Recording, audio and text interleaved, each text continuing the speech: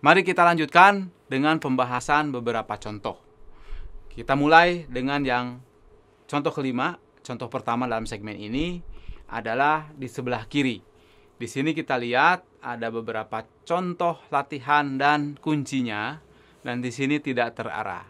Tapi ya kalau di sebelah kanan, sistem ini memberikan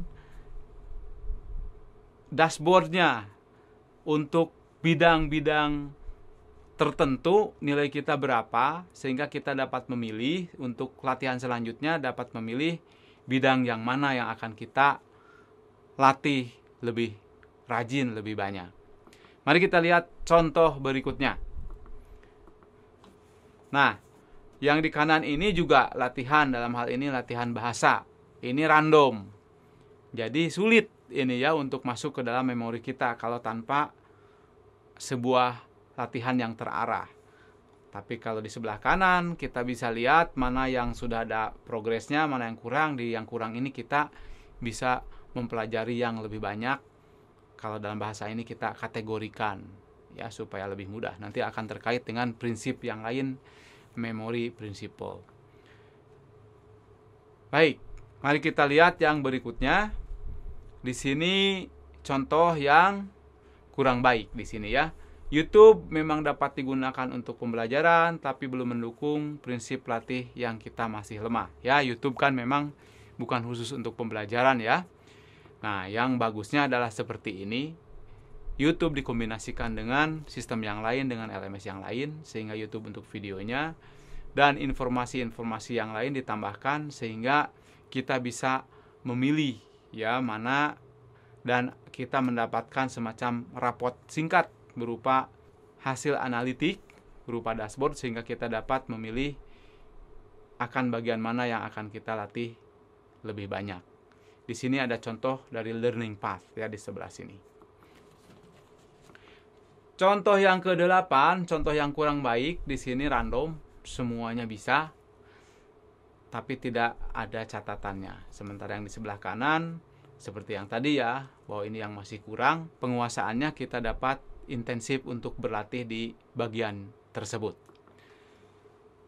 Contoh yang berikutnya adalah seperti tadi ya, ini random, semua materi dicoba, tetapi kalau yang sebelah kanan tergantung jenisnya. Nah, di sini contohnya perkalian dianggap yang masih lemah, maka perkalian yang dipilih. Kemudian yang berikutnya ini adalah penjumlahan saja terus ya. Dan di sini tidak ada peningkatan kesulitan, tingkat kesulitannya. Jadi nanti akan capek saja. Nah, tapi kalau di sini tingkat kesulitannya meningkat sehingga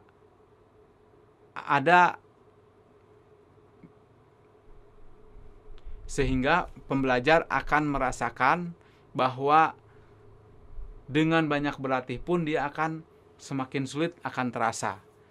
Sehingga nanti akan terjaga antara kesulitan dan kebosanan ya. Kalau terlalu mudah akan bosan. Kalau sulit terus juga akan frustrasi. Jadi di zona of proximal development itu, ZPD. Yang berikutnya ini contoh, hanya diberikan latihan terus-menerus tanpa sebuah program. Tapi yang di sebelah kanan ini ada programnya. Ya, ini lebih baik sistemnya. Kemudian yang berikutnya, ini sebuah website. Kita bisa belajar apapun, tetapi tidak ada progresnya, tidak ada laporan kilatnya, tidak ada learning path, tidak ada dashboardnya itu ya. Nah, kalau yang sebelah kanan ini ada dashboardnya, jadi ini lebih baik.